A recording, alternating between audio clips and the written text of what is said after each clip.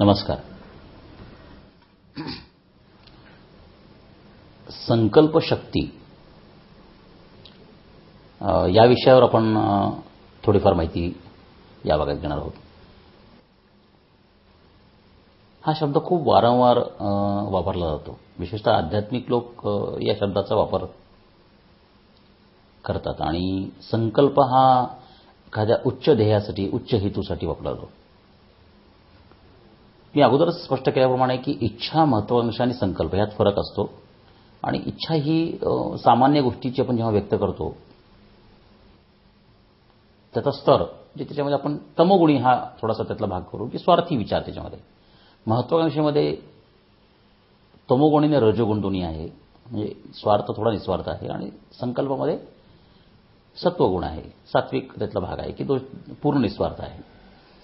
आता राजकारणामध्ये काय होतं की ज्यावेळेस मला सत्ता हवी आहे किंवा मला निवडून यायचं आहे किंवा मला हे करायचं आहे, काम करायचं आहे किंवा मंत्री व्हायचं आहे, तर हा संकल्पाचा भाग होऊ शकतो. ह्याचं कारण असं आहे की जनसेवेचं व्रत जर तुम्हाला घ्यायचं असेल, शेवटी मला निवडून यायचं आहे, मला मंत्री व्हायचं ही महत्वाकांक्षा आहेच, परंतु कुठेतरी मी लोकांचं कल्याण करणार आहे आणि लोकांचं कल्याण केल्याशिवाय मला सत्ता मिळणार नाही किंवा त्यासाठी मला लोकांचं कल्याण करावं लागेल, हा हेतू असल्याशिवाय किंवा हा मानसिक तुमचा पूर्णपणे तुमच्या मनाची धारणा झाल्याशिवाय तुमचा संकल्प सिद्धीला जाऊ शकत नाही. त्यामुळे संकल्प शक्ती या विषयावर सगळ्यात पहिली गोष्ट अशी आहे की संकल्प म्हणजे काही शब्द नव्हेत. ज्याच्यात शब्द आलेच, पण काही लोक म्हणतात की मी तिथे गेलो, अमुक ठिकाणी मी संकल्प केला, आम्ही महाराजांकडे गेलो संकल्प केला, मी अमुक ठिकाणी गेलो संकल्प केला. तर संकल्प म्हणजे एक मनाची अवस्था आहे आणि त्याच्यामध्ये ती अवस्था ती आपण बोलायची नसते किंवा ती बोलूनच होते अशी नाही, ती नकळत पण असू शकते. काही वेळेस असं होतं की आपण केलेला संकल्प हा इतका नकळत सूक्ष्म असतो की आपल्याला ते कल्पना त्याची नसते की त्याचा परिणाम काय होणार आहे.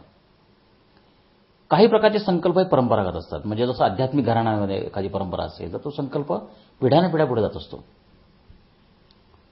काही ठिकाणी असं झालेलं आहे की लहान वयामध्ये एखादा नकळत संकल्प झालेला पुढे आयुष्यात फार मोठा परिणाम करतो. तर संकल्प म्हणजे एक चांगली कल्पना, एक उच्च विचार, एक उच्च ध्येय. आता संकल्पाचा आणि ह्या शक्तीचा संबंध काय आहे, तर ज्यावेळेस तुम्ही एखादा संकल्प करता तर तुमच्या मनामध्ये एक विशिष्ट प्रकारचे तरंग निर्माण होतात. मन एक विशिष्ट प्रकारचा आकार धारण करतं. आता एक इथे लक्षात घेतलं पाहिजे की थॉट्स, ज्याला आपण विचार म्हणतो, हीच मुळात एक ऊर्जा आहे, शक्ती आहे, एनर्जी आहे. त्यामुळे तुम्ही जेव्हा एखादा संकल्प करता त्या संकल्पानंतर त्या शक्तीची स्पंदनं निर्माण होतात.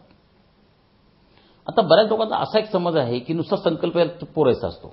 तर संकल्प आणि सातत्य हे दोन शब्द लक्षात घेतले पाहिजे की संकल्पानंतर सातत्य पाहिजे आणि हे सातत्य तुम्ही ज्या प्रमाणात ठेवाल त्या प्रमाणामध्ये तुम्हाला निसर्गाकडून शक्ती मिळेल. संकल्पाचा दुसरा एक भाग असा आहे की संकल्पामध्ये कुठेतरी निस्वार्थ कार्याचा उल्लेख असल्याशिवाय की जनसेवेचं व्रत असल्याशिवाय की लोकांच्या भल्याचा विचार केल्याशिवाय संकल्प सिद्धीला जाऊ शकत नाही, संकल्प होऊ शकत नाही. तर केवळ मला मंत्री व्हायचं आहे किंवा मला निवडणूक जिंकायची हा संकल्प असू शकत नाही. मला लोकांच्या भल्यासाठी निवडणूक जिंकायची आणि मला आमदार व्हायचं आहे हा संकल्प होऊ शकतो आणि मगच ती शक्ती जागृत होऊ शकते.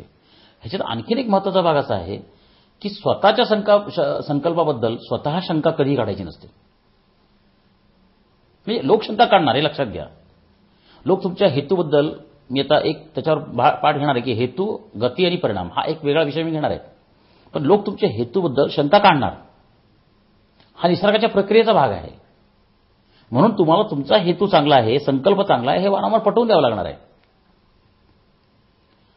पुढचा आणखी एक मुद्दा असा आहे की संकल्प जर तुम्ही स्वतःच तुमच्या मनात शंका निर्माण केली तर शंकेचा गुणाकार होईल मनामध्ये. कारण तुमच्या संकल्पावर तुमची अढळ निष्ठा असणं हे अत्यंत आवश्यक आहे. बऱ्याचदा मला असं दिसून येतं नेत्यांच्या बाबतीत की त्यांना जर अपेक्षित रिझल्ट मिळाले नाहीत की म्हणतात काय संकल्प केला पण काही उपयोग झाला नाही. तर संकल्प केला आणि उपयोग झाला नाही हे दोन विधानं परस्पर विरोधी आहेत. संकल्प केल्यानंतर त्याचा उपयोग होईल की नाही हा विचारच करायचा नसतो. म्हणजे स्वामीजींनी तर सांगितलं होतं की तुम्हाला कोणतीही इच्छा 7 वर्षात पूर्ण करायची असेल तर त्याची सगळ्यात महत्त्वाची अट अशी आहे की तुमची इच्छा तुम्हाला शक्य आणि इतरांना अशक्य वाटली पाहिजे. तुमची कोणतीही इच्छा इतरांना अशक्य वाटली पाहिजे, म्हणजे ते विरोध करतील की हे होणार नाही म्हणून, आणि तुम्ही तेवढे प्रयत्न आणखीन वाढवाल की हे झालं पाहिजे म्हणून. आणि मगच ती शक्ती वाढत जाते तुमच्या संकल्पाची, आणि मगच तुमचा जय होत जातो. निसर्गामध्ये तुम्ही उत्क्रांतीमध्ये जर बघितलं तर माणसाचा प्रवास हा, म्हणजे माणूस हा एक प्राणीच होता, पण लाखो वर्षाच्या उत्क्रांतीमध्ये माणसाचा हा का झाला, ही प्रगती का झाली? आता ती प्रगती झाली की उत्क्रांतीमध्ये अधोगती झाली हा एक वेगळा विषय, आणखीन आपण त्याच्यावर पण नंतर बोलणार आहोत. पण मुद्दा असा आहे की संकल्प कुठेतरी केला माणसाने की मला बुद्धी मिळाली पाहिजे, मला प्रगती झाली पाहिजे, मला तंत्रज्ञान मिळालं पाहिजे, मला बोलता आलं पाहिजे, मला लिहिता आलं पाहिजे, आणि मग त्याच्यामध्ये ते बदल झाले. शेवटी 40 लाख वर्षापूर्वीचा मेंदू आणि आत्ता माणसाचा मेंदू प्रगत झाला म्हणजे काय झालं?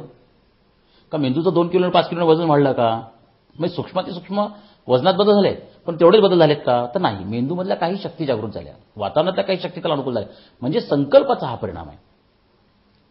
आणि एक लक्षात घेतलं पाहिजे की आपल्या देशामध्ये परंपरा, आपला देश हा आध्यात्मिक राष्ट्र आहे. आपल्याकडे संकल्पाचं जे महत्त्व आहे मानवी जीवनामध्ये, म्हणजे प्रत्येक ठिकाणी बघा संस्कारांमध्ये आपले सगळे संस्कार हे संकल्पाशी संबंधित आहेत. लहान मुलाचा अभ्यासाचा विषय असो, आता मौंजी बंधन आपण म्हणतो मुंज वगैरे, आता पूर्वी फक्त ब्राह्मण फक्त मुंज करतात, हे फार चुकीचं आहे. वेदांमध्ये सर्व पंथ, सर्व धर्म, सर्व जाती, त्या काळात धर्म बाकीचे नव्हतेच, जातीमध्ये मुंज व्हायची, मुली मुंज करायच्या. आमच्या आश्रमात आम्ही मुलींची मुंज करतो, सगळ्या पंथाच्या धर्माचे लोक येतात.